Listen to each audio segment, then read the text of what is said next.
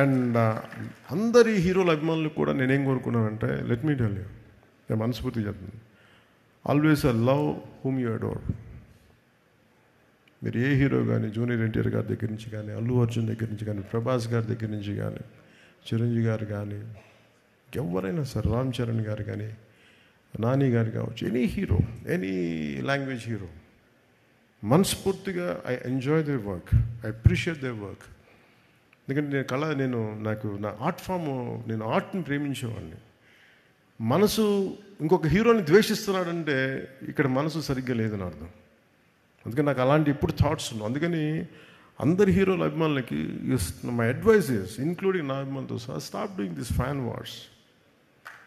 Stop doing this fan wars అంటే మీకు ఎందుకు చెప్తాను, ఎంత కష్టపడి పనిచేస్తామో మీకు ఏం తెలుసు. మీకు ఎన్ని రాత్రులు ఇళ్లలో ఎన్ని తిట్లు తింటాం ఎవరికి తెలుసు.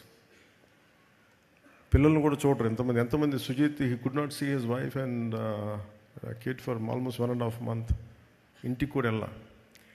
కొంతమంది అవసరం కోసం చేస్తాం. ఈ ఫ్యాన్ వార్డ్స్లో దయచేసి సినిమాని చంపేయకండి.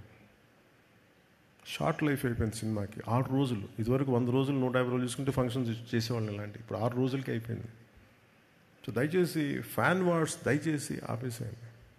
Let us appreciate each other. అంతేగాని ఇలా చూడకూడదు, అలా ఉండకూడదు, మీరు తిట్టుకుంటా ఉంటే సొసైటీలో అగ్లీనెస్ పెరిగిపోతూ ఉంది. ఇట్ ఈస్ ఎవరికి మంచిది కాదు, ఇది ఎవరికి మంచిది కాదు.